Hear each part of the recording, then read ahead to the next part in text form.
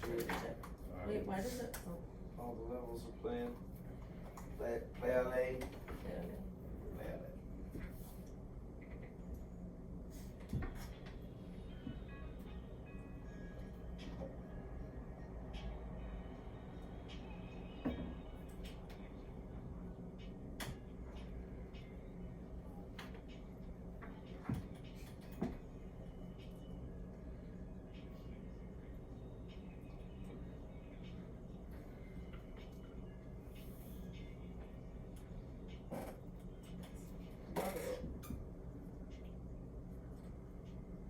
I just love that new beginning. Hey, what's going on? It's your boy JoeThunder back once again with another episode of the Smoking JoeThunder podcast.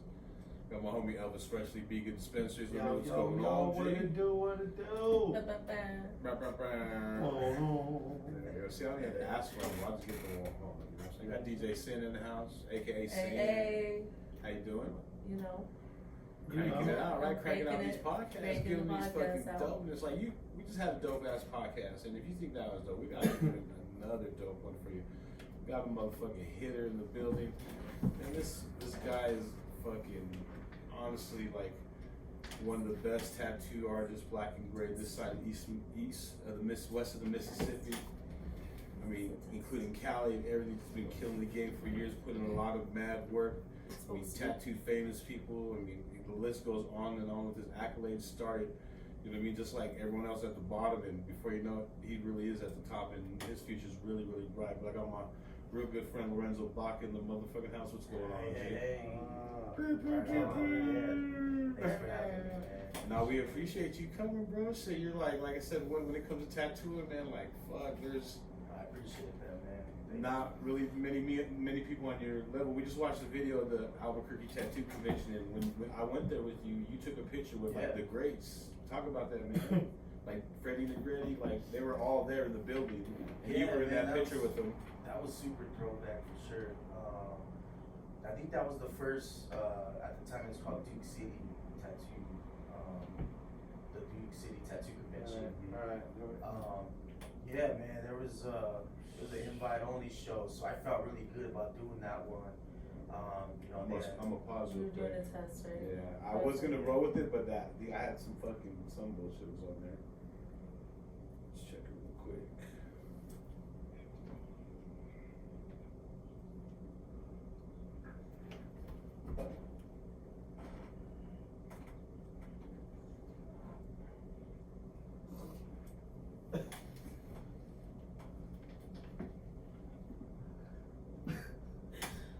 I've been looking for this for a minute.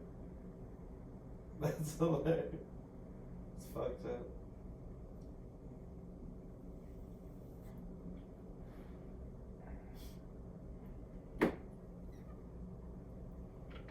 Sounds good. Everybody sounds good.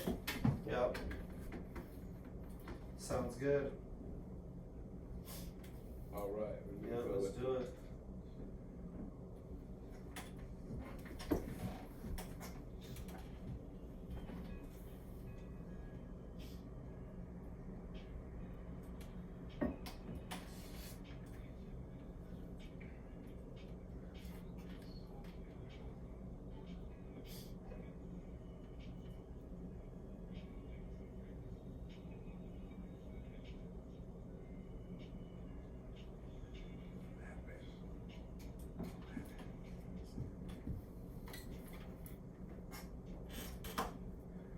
Hey, what's going on? It's your boy JoeThunder back once again with another episode of the Smoking with JoeThunder podcast.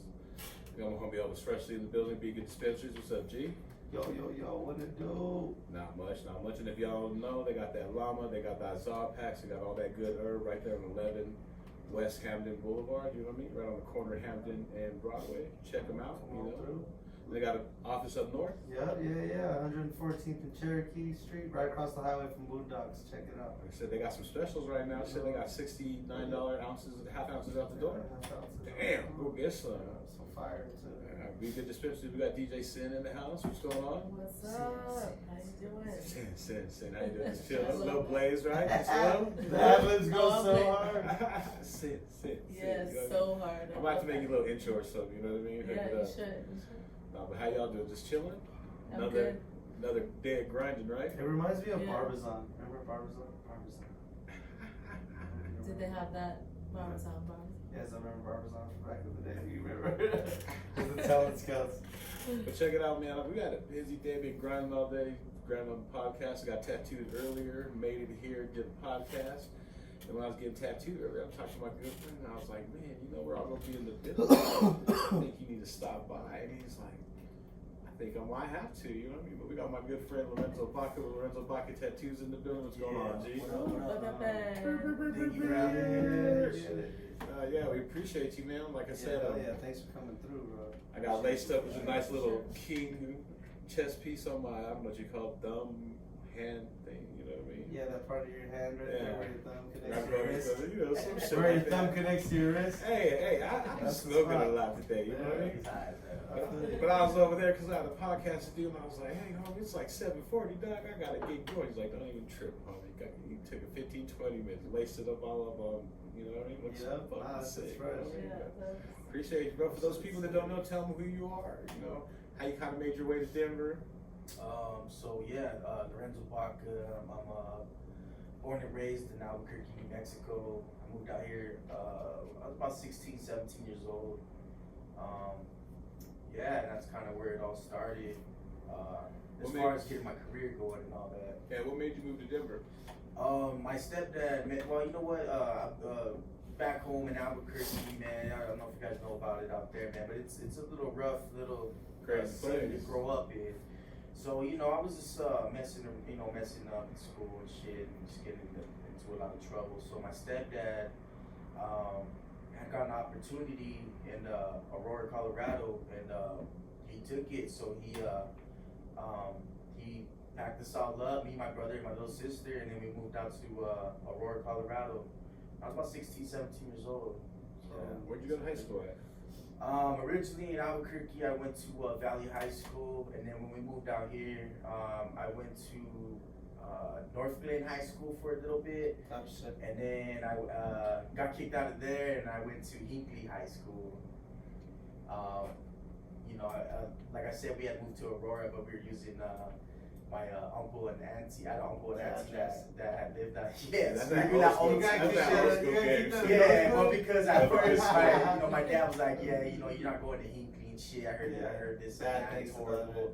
So we're gonna go set you we're gonna set you up north, and and I was all for it. I went there a couple of days, and there's a bunch of chicks there. I was like, damn, bunch of white girls over here. Shit, White girls. Hell yeah, let's do it. Shit, me and my brother went there. I got into the wrong crowd over there and fucking up, and got kicked out. And my dad was like, well, since you're messing up again, you're gonna have to go to fucking, at the time he called it Stinky High School and shit. And I was like, damn. So, alright, well, whatever. And yeah, no, I went there for about a year, and then I dropped out, started making money. Worked at a grocery store. I worked at Albertsons for a little bit, climbed my way up on, the corporate ladder with the grocery business. And when I was 21, I got an opportunity to take on they call it a apprenticeship, a tattoo apprenticeship in the shop. And I was 21 years old, and just took advantage of that. And I'm 35 now, so I've been doing it about 14 years. Right. Yeah. Then though, like when you were in high school, you used to be a little hooper, huh? You used to be a point guard. In high school, Albuquerque man, I days? was a little pretty boy, bro. So I was played ball. I did graffiti. I did everything, man. I was kind of all over the place, but I would say, man, graffiti was like my main thing back then. Even before that, ever since I was little, I've always been an artist. So I learned, the whole graffiti world was just It's right up your alley. Yeah, it was my outlet. You know what I mean? So yeah, man, I dabbled in that a while, and then I think eventually that was like my gateway into tattooing. Right, all those letters, like just fucking with Well, letters. that, bending and then like letters. the same people that I was doing graffiti with, they were already tattooing. It's kind of where they were going, man. Yeah, so I had got an opportunity, like I said, when I was 21 years old. My mentor who gave me my first real shot in the shop and to learn the right way was Robert Flores. Shout out to Crims, Robert Shout out Flores. to the Holy Crims. Yeah, so yeah, man, it all just kind of snowballed from there. How did you meet him? Through my graffiti friends and shit. I had got down with some homies, and he was just there, man. And growing up in a Chicano culture environment in Albuquerque, I was just kind of drawn to like my homies that were from LA that I had met in Denver. They were out here. I was, so we just kind of clicked, naturally. We had similar backgrounds. We come from parents that were strung out on, drugs. So I related to them right around the back. Yeah. So I just kind of grew with them, man. And shit, Crims is like an older brother. You know what I mean? Yeah, man. He's definitely a mentor for me, man. He's definitely like an older brother to me. He taught me a lot about not just tattooing, but just life in general. A lot of principles and just all that shit, like survival shit. You know what I mean? And coming from the life that we came from to trying to take it somewhere and be successful. So I owe that to him for sure. Yeah. He's cool as fuck, bro. He's a pretty dope cat. Oh yeah, man. He's one of the best people I have alive around me to this day. I have a lot of homies that passed on or locked up. You know what I mean? And he's one of the dudes that managed to, stick around and stuff. So I'm very fortunate to have met him and him still be around for sure. How was it apprenticing? Like, how long did you have to apprentice for? What was the kind of things, did you have to do the shit work? Yeah, man, so when you're an apprentice, man, you're on the bottom of the totem pole. So you're basically like a shop bitch, you know what I mean? Like, a lot of push-ups, huh? Man, I had to do crazy shit, man. I had to, of course, break down, set up stations for the artists. Because I was actually a shop apprentice. I just wasn't Robert Flores' apprentice. So I had to make food runs. I had to, talk to customers, book appointments.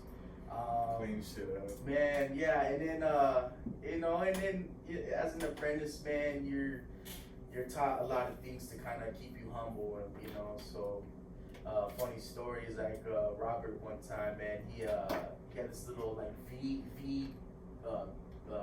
patch, and he told me that I had to wear that shit every day I came into the shop, and I was, and I had to wear it like on some military shit. It was like my badge of honor type shit, you know what I mean? So I had to wear it on my sleeve, and one day, man, I had forgot it. I think I was fighting with my girlfriend at the time, stressed out, and I left it in her car. So I came in, he's like, "Oh yeah, how you doing today?" And I was like, "I'm doing great, man. I feel good." He's like, "Oh, where's that badge at?" And I was like, "Fuck, man."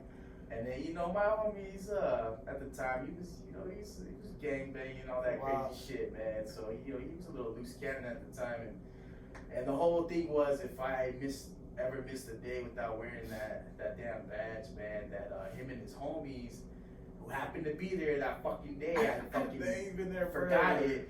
They fools just fucking, they each hit me once, boom, boom, boom, boom, so I tightened up, I was like, fuck it, let's do this, and the homies just real quick, and then, but the whole fucking lesson to be taught there was, you bring your tools to the job every day. Right.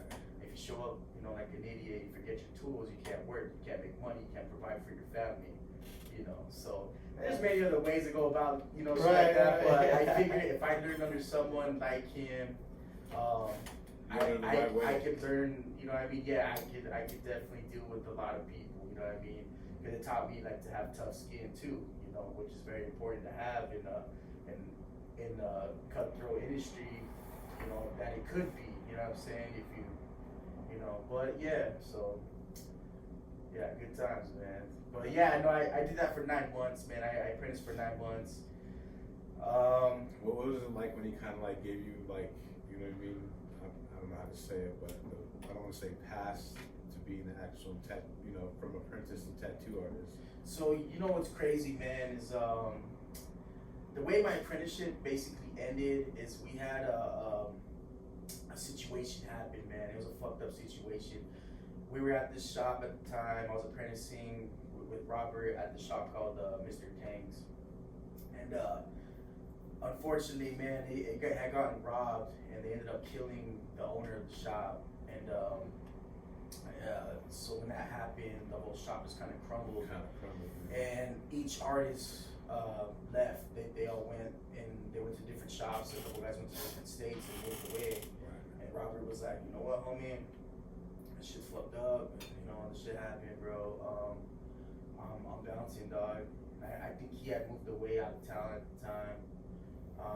And then I was just kind of left, like, to do my thing, you know what I mean? I was like, fuck, all right, well, you know, and I had that happened to my homie Dopey, who was the owner at Mr. Tanks at the time, rest in peace.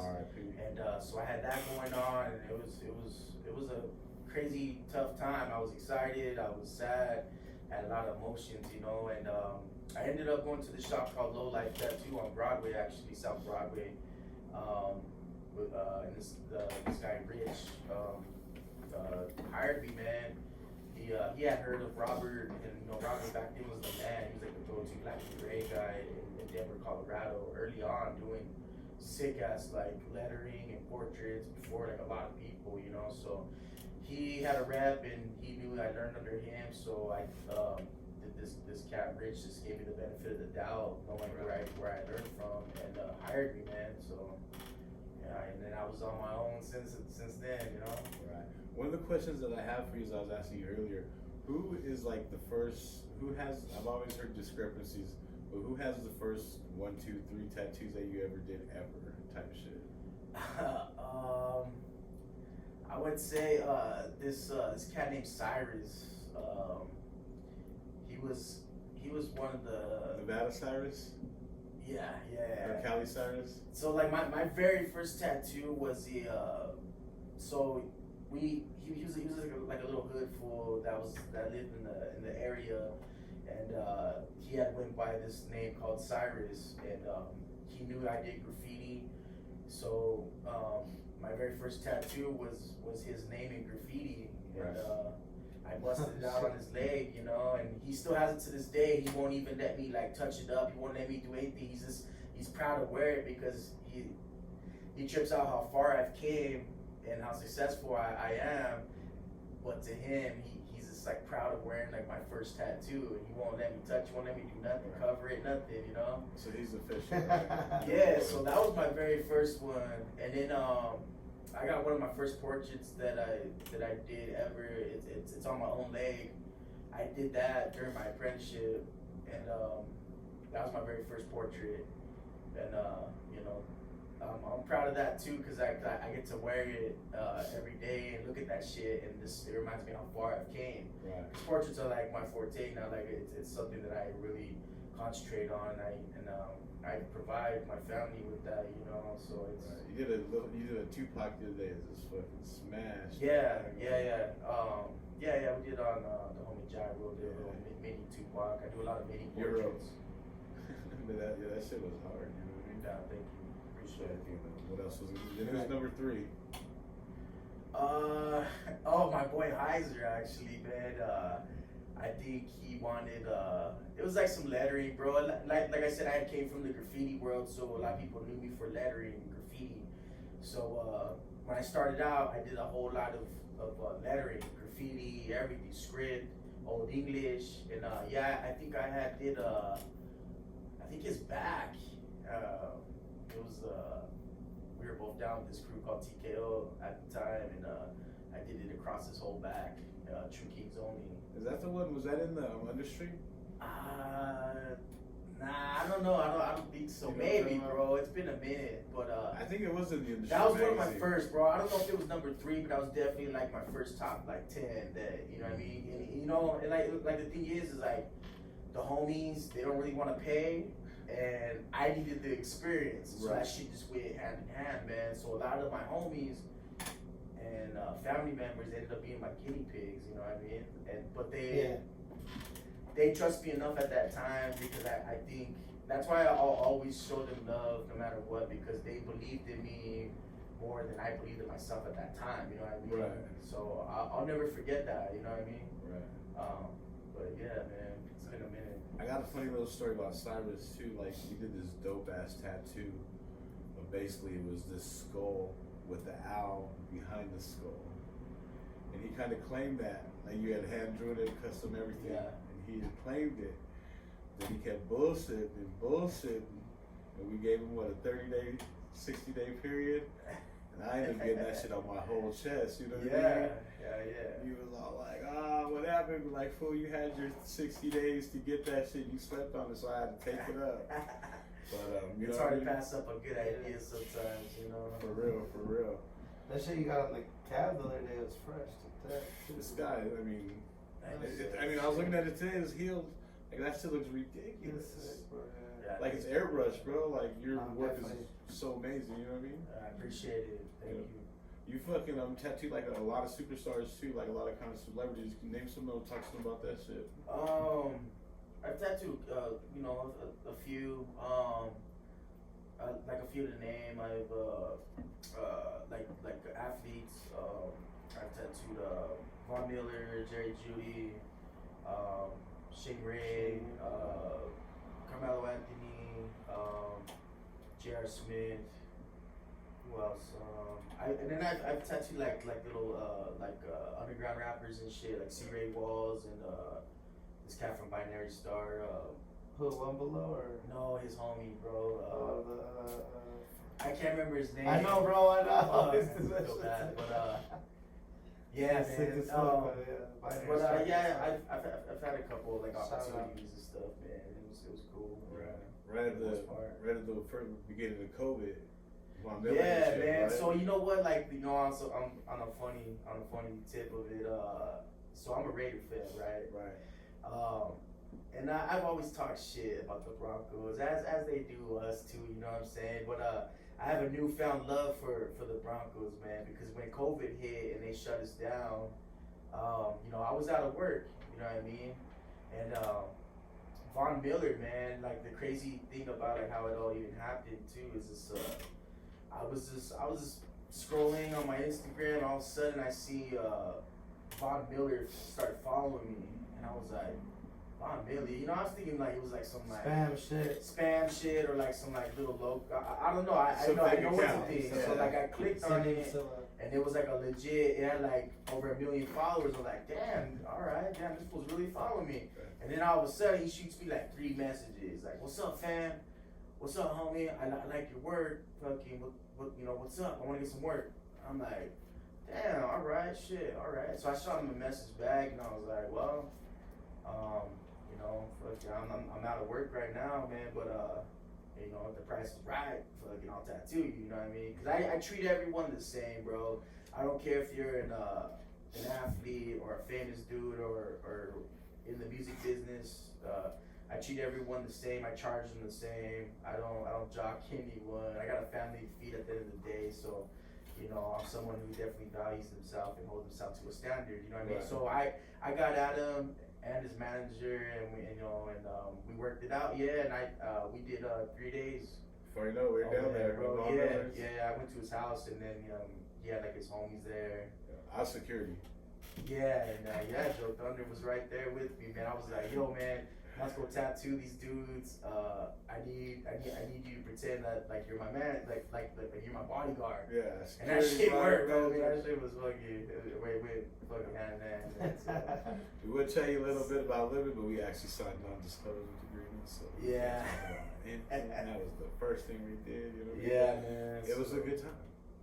Yeah, no, it was cool, man. So I got a newfound love with the Broncos now, man. Because you know what, they got me through the whole COVID shutdown, shit. So And then like recommendations are always good, right?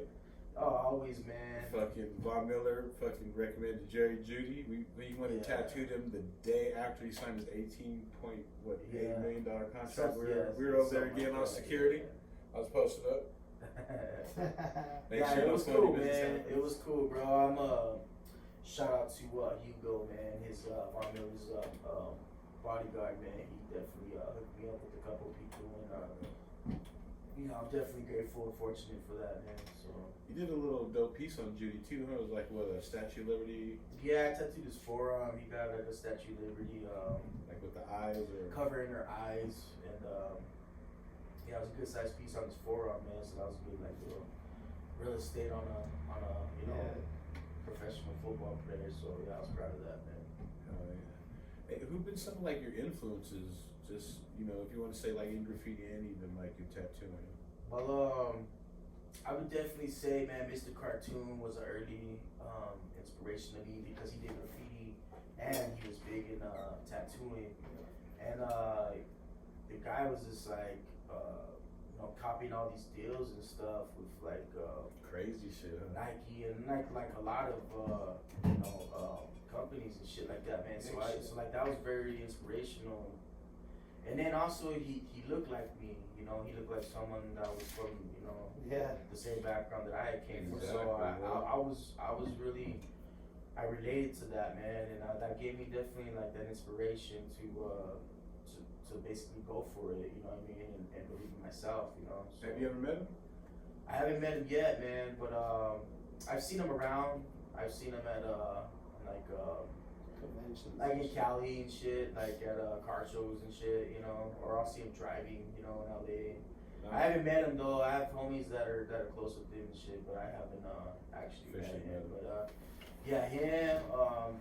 Another guy's Jose Lopez. He was a big inspiration. He's an LA black and gray tattooer who was in a wheelchair. They got shot. I think at a party. He was like 14 or 15, man, and that gave me inspiration because I seen a guy, like in a wheelchair, fucking still chase his dreams and fight all the odds of being in a wheelchair. So that made me feel like, damn, this guy's getting it like that, man. I have no excuse, you know what I mean? So, man, but I could go on and on, man. Like, there's guys even in different tattoo genres that I even looked up to too, even with color work, and I mainly do black and gray, man, but I picked up a lot of stuff from doing like all different styles of tattooing, And they might not even know you're colorblind. Colorblind on top of it, man. So I think that's kind of like, like when I was younger, they would like, they would make fun of me of that shit, especially because I tried to do graffiti. I'd be like, shit. I'm just saying, they see your shit today. It's like, but I was insecure about it, like starting out, I think, with tattooing and like graffiti. But then I've learned to use it to my advantage, applying it to like black and gray. As far as like, I know how to contrast like black and gray, so I know how to make tattoos like pop and look three-dimensional. Almost you know what I mean? right? Yeah, and so I don't know, man. The whole colorblind thing, like at first I was insecure about, and but I never really like let it get to the point where I let it control me or like get me depressed to where I didn't want to tattoo anymore or paint graffiti. I was like, you know what, fuck it. That just means I have to go hard. I really have to understand, even like color theory and all that shit. You know what I mean? But like my homies be clowning the fuck out of me, bro. Cause I'll be like, hey man, pass me that gray. You know what I mean? And fucking they'll fuck with me and give me like a pink and shit. I won't even fucking snap to it. You know what I mean? Like damn, for you, that's a sick pink color. You know what I mean? I'm like, man, motherfucker, dog. But thank God for labels. You know what I'm saying? Thank God I can read. Yeah. But yeah, man. So it's like a blessing in disguise, I think. But and then also, like in my opinion, I just think black and gray tattoos over time hold better. I feel they just like even when they fade out a little bit, they look vintage. Like when I do portraits and shit, and they fade out a little bit, it just looks vintage. You know what I mean? But it's still, I feel like it's working on the medium on that skin. I feel it transitions like from a photo to skin a lot better than like doing color portraits and shit, you know what I mean? But that's just my opinion on that, Yeah. Hey, one of the things we were talking about in the previous podcast, shout out to MTG and J Trip, is about traveling. You definitely traveled, you hit all the conventions, not just the normal conventions, the conventions motherfuckers can't even get into. You know what I mean? Man. Like, you've been all over. Just talk about traveling and, the different. Yeah, so like I feel like I felt early on in my career that it was important to travel, because I feel like when you come up, like for me, like when I was coming up and tattooing in Colorado, yeah, you know, I did learn a lot, especially with like looking up to you guys locally. But I feel there becomes a time in your career where you kind of you outgrow your surroundings and shit. And you want more. As for me, it did. You know what I mean? I wanted to be the best. I wanted to tattoo like Mr. Cartoon, or I wanted to tattoo like the dudes I was looking up to. So the only way I found that was a way to do that was to go out and get tattooed by dudes I looked up to. You know what I'm saying? So I went out to Long Beach early on. You know, I got tattooed on the Queen Mary. That was a really cool experience. It was called the Ink and Iron Festival back then. So that was, yeah, I mean, I've tattooed in, you know, a few states, man, like different states, different cultures and shit, which is really cool. Like California, Atlanta was dope, Detroit was dope, San Diego, Las Vegas, Florida, everywhere. Puerto Rico, Baltimore, Arizona, of course, Utah. I tattooed in Salt Lake. I've done a lot of conventions, you know, throughout my. Where's like the best one? You're saying the one in Texas. It's like some crazies. Texas is cool, man. Cause you know I'm a chunky guy, man. So I feel Texas is like fat guy friendly. Right, it is, right? And I be walking in any restaurant over there, and everyone's drinking fucking sweet tea with no ice. They don't want that shit watered down on the bed. They want that shit sweet to the end. So I'm like, damn, this is what I love this shit. This is like, Bad boy heaven. yeah, man. So you know, Texas is a real good time. I do a show out there once a year. Cali's dope. I do this invitational show in San Diego every year, which is really dope because they concentrate on bringing people that from all over the world that really haven't been to the U.S. and they're like Japanese artists, you know what I mean? So it's really cool, you know, cool experience to even just meet dudes from different countries and how they tattoo and making up shit, like, you know what I mean? You actually got tattooed by, what was it, the Japanese style? Yeah, so his name's Takashi. Yeah, man, he did a little tabori piece on me, and it's like it's done with like a stick, and they tie the needles. Yeah, crazy. They tie the needles onto the stick, and yeah, I got a little shishi on my arm, and it was outlined in a coil machine, and then the rest was tabori. But yeah, that was cool, man. It was real quick. I was surprised how quick it was. That shit hurt. You know what, man? I'll be completely honest with you. They all hurt. They all hurt in their own little way, man.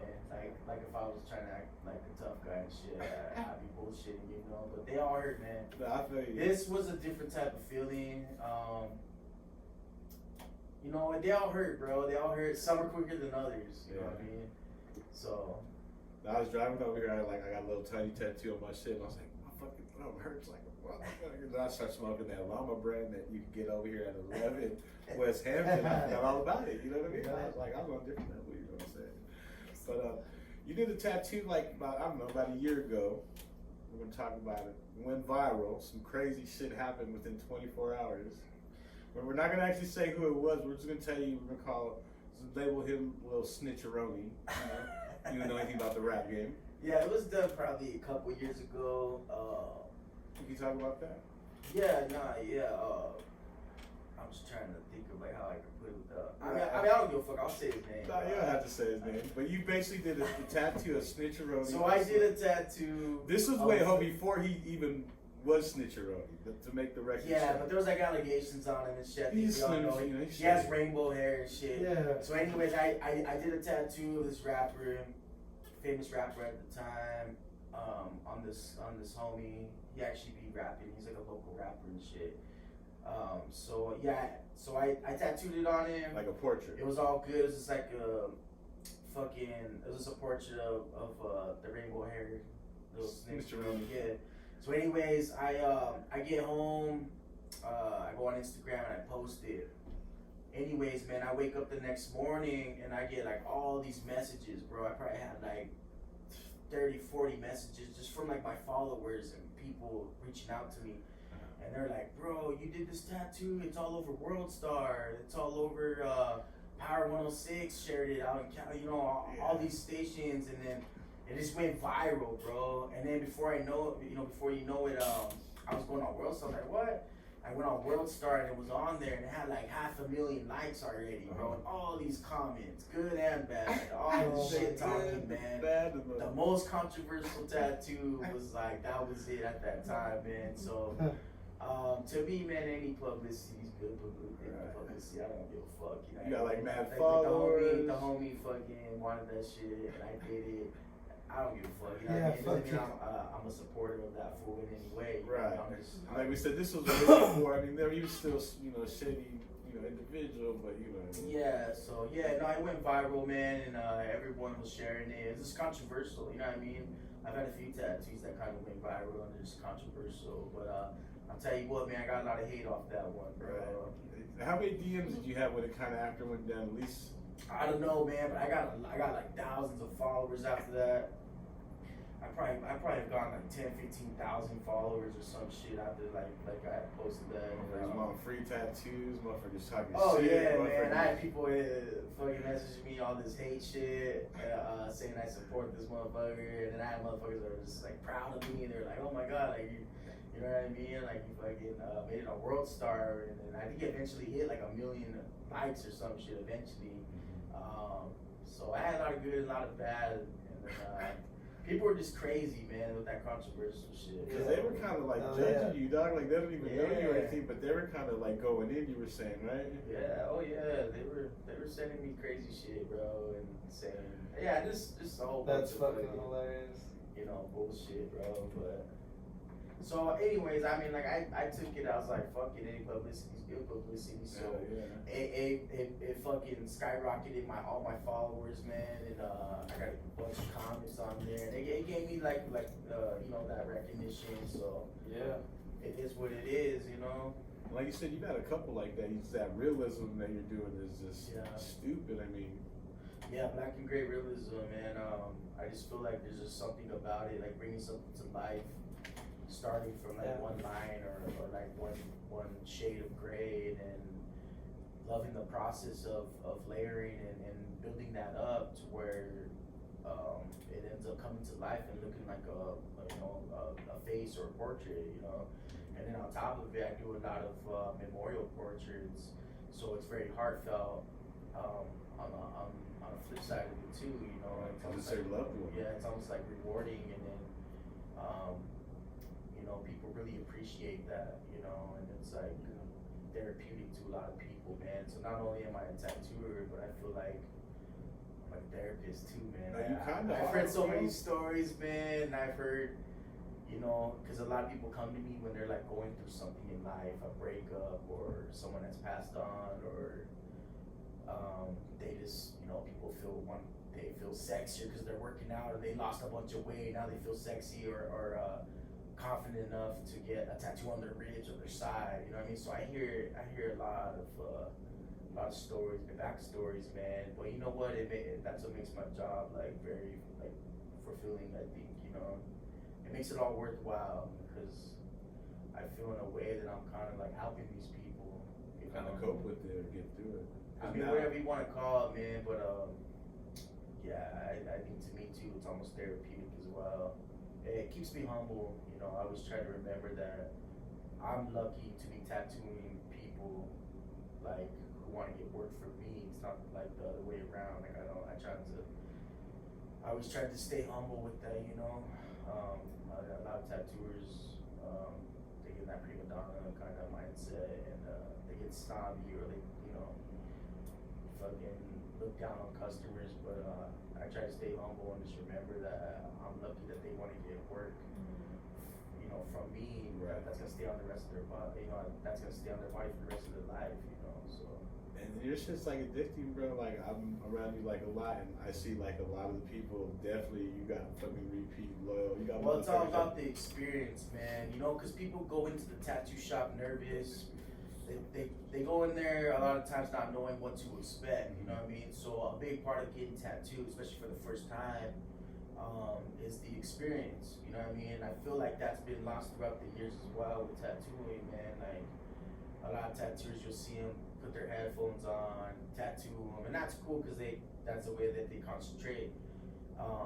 but for me, I like to socialize with you know, with my client. You know, I like to kind of understand who they are, maybe where they come from, why are they getting this. You know, I talk to them, and I feel like that's a big part of it, man. Experience goes a long way, man. And people, when they leave the shop, they remember that. Right. And so, you know, they'll tell someone else about that experience. Like, I had a great experience at that shop, you know. It was cool, like, you know, and like I hear about a lot of bad experiences that happen, and that shit will, it'll ruin your career quick, man. Bad news travels a lot faster than good news, you know. So I try to keep that in mind for sure. You want to sit there for 4 hours or something to just be a dick. Well, yeah, man. You know, it happens all the time, or you know, like the tattooer doesn't want to do the tattoo, so they have a shitty attitude about it, or maybe the client's just drunk or something. You know what I mean? I had a little experience on some shit like that, or some shit I Oh like. yeah, man. Oh yeah. Voiced bro. my opinion, and the other tattoo artist said, "Well, he's been doing this for fucking 8 years." I was like, "I don't give a fuck. I'm the customer." And Oh, you're man. clearly dedicated and passionate about what you do. You know, I mean, you're clearly passionate about what you do. You know, because it does take a person to do that and like want to do that and have conversations with them. And that's probably why you're so good at it too, because you're getting to know them. And Yeah, I just think that. like really dope. Yeah, I appreciate that. I just think it's when you're passionate about something, you just care. You know, and then when you care, it shows. You know what I'm saying? So it's like one of those things that like you can't forget that stuff, man. Because I remember being there getting my first tattoo. I was nervous as fuck. I think I almost even fainted. You know what I mean?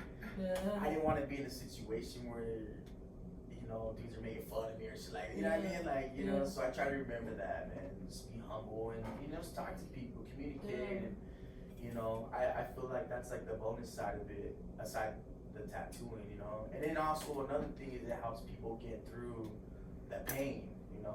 When you got long sessions, 3-4 hour sessions, you know, it's, you know, you talk with them or joke with them, it gets people through those times too, you know. So I feel it works in more ways than one. Right. You know, so it goes a long way, I feel.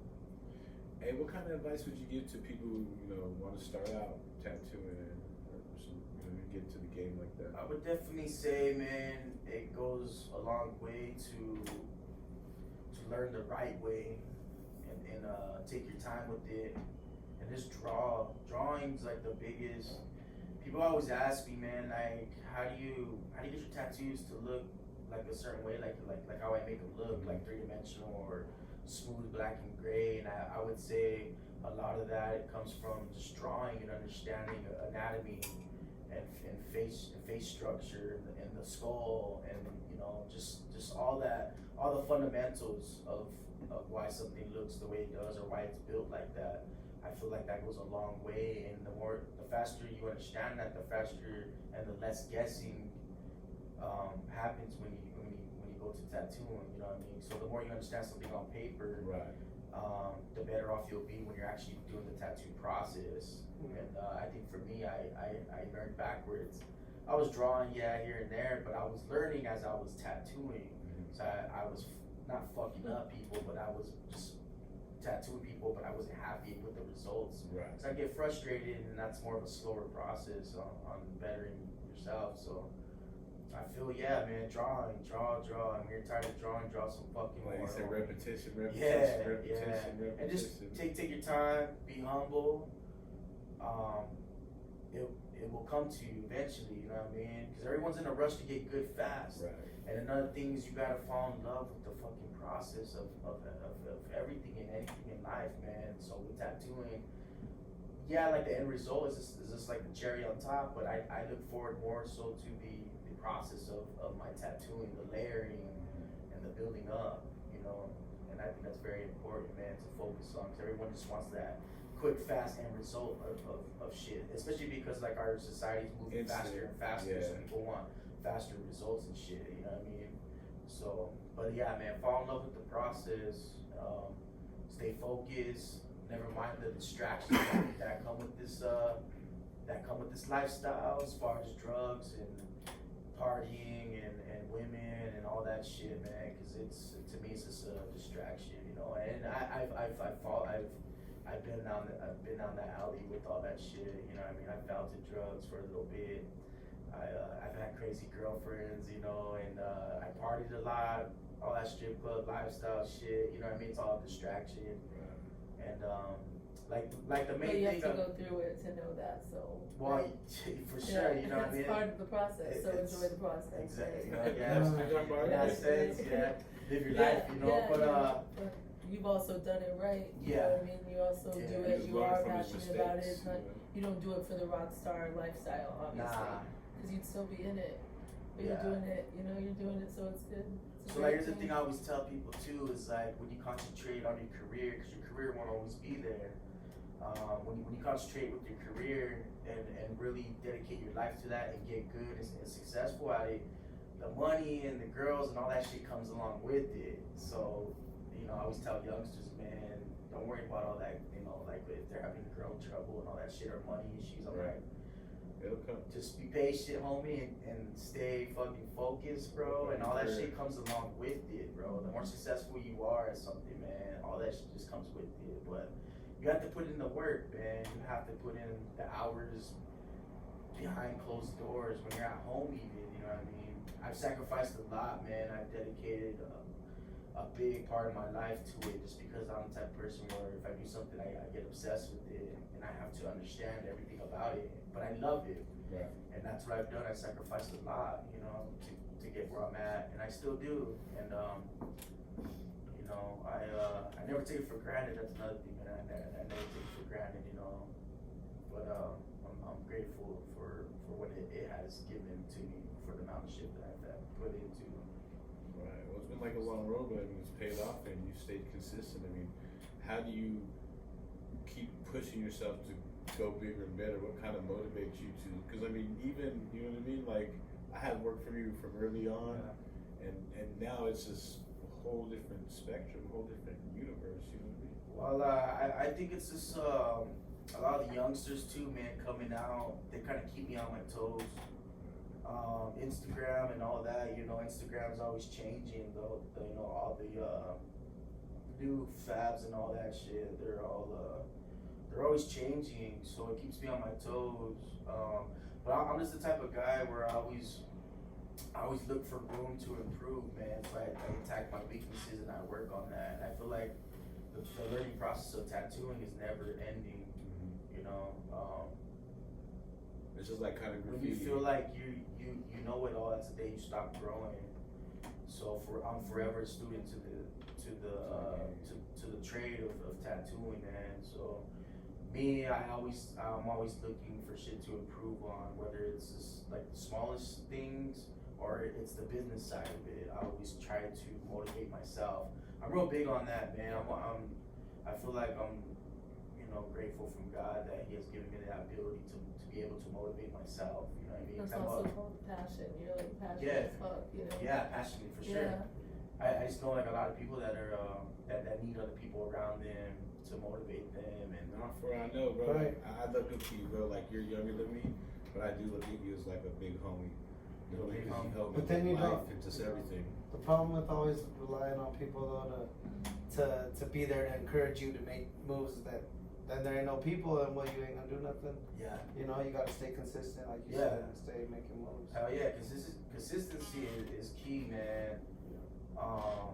But that comes with, you know, like there's the talented side of shit, and then there's also the hustle side of it. And when you know how to work the two, then you have your machine of being successful. You know what I mean? 'Cause I know a lot of talented dudes that just came up short with like the whole like hustle side of it, and they're broke as fuck. You know what I mean? But they're probably some of the most talented dudes I've fucking seen in my life. You know, but and then I know dudes that are on the other side of it. You know what I mean? That are hustlers, and they're not even that talented. Kinda garbage. You know what I'm saying? But these motherfuckers are you know, driving nice cars and they're feeding their family off it just because they got that customer service of, you know, like hustling right, man. And again, the experience, bro. I know a lot of shitty tattooers that are booked out, bro, but solely like on the fact that they just know how to treat people and give them that experience and make them feel comfortable, man.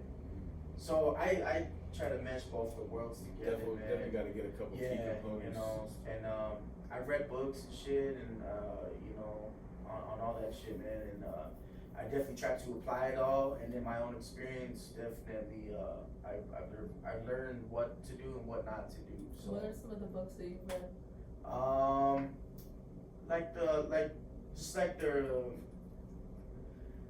Like the old school ones I started, like when I was in county jail and shit, they gave us like the Sun Tzu books, you know what I mean? So I learned like The Art of War, what's the 48 Laws, I think that's by Robert Greene. And then I read the 50 Cent one, where he did with them. What else? How to Influence People was the other one. I forget the whole title of that one, but that was a big one because I definitely related to that with tattooing.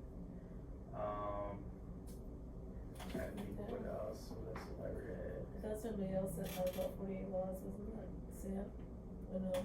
Probably select Sam. You know Sam, he's a real good friend of Sam I too. know, I just Sam's love that shit. Yeah, man, books are key, man. Books, especially when you're on Actually, like your Good to bring up right there, because I'm about to go right into that right now. Yeah. You do know Selector Sam a little, right? Yeah. He did some music, you know what I mean? He's been around for a while, man. Yeah. Right? Did you record like a track with 2 Mex and Sam's? Yeah, back in the day when I was rapping, Oh, man. shit. That was before I got into tattooing, man. 2 Mex and Sam? Actually, I met this cat when he was like 17, 18 years old. He did like one of my very first shows. Oh, And I remember I had to get him in, and they were all under like already definitely 21. Oh, yeah. You know what I mean? Yeah, I don't think we were old enough to be in that bar. I was definitely up snake in pit. there. You know what I mean? Yeah. But yeah, you were MC Firstborn, Loose Change. I was in the whole hip hop shit, man. Did the graffiti, I did Everything. rapping. I don't know if you were paying attention, but literally like just a couple minutes, there was you and Rover freestyle behind the box tape music panel and shit. Hella young and shit, yeah. It's scary, man. But nah, yeah, man, you know, like all that, like the whole hip hop scene and shit is what led me into tattooing, man. So I love hip hop. I mean, I'm a fan of hip hop, like first and foremost, you know. So yeah, I rapped, I did all that shit. I did shows, and I even traveled, did like little tours and shit. It was cool. It was cool for what, you know, at the time, you know. But then when I got into tattooing, I just got, especially as I got better and progressed a lot and started building my name, I just got too busy with tattooing, so I couldn't do both of them at the same time because like I said, I get obsessed with one. I have to do it and give it 100. Right. So I chose tattooing, man, and then I ended up having a kid, and you know, tattooing's what fed my family, bro. So I just hardly with the tattoo shit. So there are definitely a lot of Denver rappers that are tattooed by you. yeah, man, I've tattooed a lot of Denver tattooers, Albuquerque tattooers, you know. So I met a lot of good people, man. You know, like I said, I've been involved in the hip hop scene. A lot of people know me through the hip hop scene, so that like paid my bills starting out, man. You know, just because of my name in the whole hip hop scene, you know. It showed you love. That's tight. Yeah, graffiti writers, man. They, you know, a lot of them are broke, man, so they didn't want to pay too much. And like I said, I needed the experience. You know what I mean? So I just went ahead and that. I'm grateful for all that shit, man. All of that, you know, it was all a learning process. Hey, what's the cost nowadays to get a Lorenzo Baca piece? Oh man, you know what? I'm not gonna discuss like my pricing, man, but No. you know, it's you gotta come correct, man. You know, Yeah, you gotta pay for quality. G's and Do what shit, you pay for. You're that couple G's. Do what you pay for. You know what I mean? Want some dope shit, but I mean, shit, it'll put your whole family on you. You know what I mean? Yeah, so anything black and gray, realistic, I got you for sure. Yeah. Because the At worst. that high quality level, you know what I mean? So Because the worst thing you want is some shitty fucking tattoo. yeah, no regrets. I mean, you rock it forever. People trying to get $20 tattoo, I'm like, well, you're gonna have it for the rest of your life. Man, you know, in this business, you literally get what you what's that quote I'm trying to say? Get what you pay you get for. what you pay for. You know what I mean? Good tattoos ain't cheap, and cheap tattoos ain't good. Yep, that's right. I know this tattoo lifestyle is crazy. And you've seen a lot of crazy shit. Any fucked up tattoos, and he just fools passing out. Just any kind of weird randomness, you know. Man, shit, man. I don't want to put homie on blast. But, you gotta say no names, but you know what I mean. Yeah, man. I've had some crazy pass out experiences. Oh shit. Shit, one time I think I was working in the shop, and it was summertime. It was like 90 degrees, maybe 100 degrees out, and our AC went out. And I'm over here doing, the homie traveled in from out of state, so he was getting like a little half sleep done. And it was just so hot in the shop. I remember I was like, damn, man, I even felt like I was gonna pass out. And now my client, man, he ended up passing out. And when they pass out, you just gotta make sure you hold their head up so that they don't hit their head on the floor and they don't cause trauma and shit. And you gotta give them like some sugar in their system. So I give him a Coke, and then he eventually woke up. He was all good. He was like, oh, all right, man, I feel back to normal. So we just went back to tattooing him again. And a couple hours later, homie passes out again. And I'm like, holy shit, bro. I've never even had anyone pass out on me before until this fucking day, man. And he passes out. Twice. Yeah, he passed out twice on me, man. I was like, homie, shit. I don't know if I should keep tattooing you, bro. And he's like, no, hell no, bro. I came in from out of town, bro. We're gonna finish this shit. And so I ended up working on him again, and we ended up finishing it, bro. But yeah, that was a fucking fucked up time, bro. And then homie was on like, he had been on some like drugs and shit, and kind of, Yeah, he's definitely a little fucked up. He probably was. Yeah, he was. I don't want to put him on blast too much, man, but he was definitely on some shit. I kind of wanted to tell another story, but it's kind of related to the same shit, so I can't even, you know what I mean? Nah, yeah. I don't put him on blast. Funny shit. Hey, what's Lorenzo Baca got for the future, man? Like, how do you know what I mean? What's next for you? So like after like all this COVID shit, like hopefully clears up. Nah, man, I'm just gonna get back to my traveling schedule. I want to go overseas. Definitely, I want to get out to Europe. I tattoo a lot of imagery from Europe and Italy and all that. Right. And then as well as Mexico, man, I want to get down to Mexico City and check that out. I want to go check out the pyramids and stuff. That, like I said, I tattoo a lot of the imagery that comes from like the gods and shit like those that. places. Yeah, man. A lot of that stuff shit. like Aztec, man, Mayan imagery. And then Europe too, man. Like with the whole Rome and stuff in Italy, man. There's a lot of good structure shit I want to go check out there. But yeah, just traveling, get back to that, doing my conventions every year, and just keep pushing it, man. Keep pushing the envelope and trying to just continue to be the best version of myself. So like I said, it's never ending, man. So I just keep pushing. That's one thing I kind of preach and always try to do. Like I said, I'm just always not too old to learn, man. You know what I mean? Never, man. Never. I just, like I said, the day you stop growing is the day you think you know it all. So yeah, with me, man, I don't know if it's just insecurities or what keeps me pushing, but I always gotta keep improving it. You know what I mean? Oh yeah.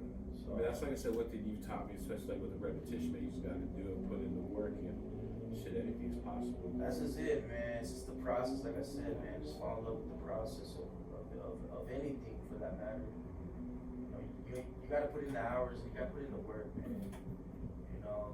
And then eventually, like you will get there. It'll pay off, Yeah. And that's what we're doing right now. It's 1 in the morning. We got, you know what I mean, one Yeah. of the best in the game. The And problem is everyone's that tired and hot. You can put in the wrong work though too, like people like end up focusing on the wrong shit. It's like And that's forget to start on the basics and shit. Yeah, everyone wants to jump in and Keep it into simple. it. People want to make their work look like how my work is now, but they don't. They fail to understand that it took me 14 years to barely get to that point of what I'm doing now. So it's and I get it. I was there, so I understand where they're coming from with me. You know what I mean? But it's You gotta take your time and just put in that work, man. That's why I love experience so much, man, because you can't bypass experience ever. Right. You know what I'm saying? So, and then the experience shows in the work, Shows. obviously, man, and then the confidence in the process of the work too. You know, so Right. yeah. Well, hell yeah, man. Well, shit, we definitely appreciate you coming on by. You know Yeah, I what I mean? appreciate you guys Oh having me. yeah, This well, is a thanks real for good coming. podcast, Yeah, man. it was Like, like- Yeah, no doubt. I know you've been asking me for a minute, man. So I just. I've been telling I'm saving the hitters for you down the road. Nah, it's you know all what I mean? good, man. I appreciate you guys because I was showing me love, man. I've known you guys for a minute, you know what I mean? So I appreciate it, man. Hey, what's your social media so they can find you? Maybe if they want to inquire about anything like that. So my Instagram is Lorenzo _Baca _ tattoos. My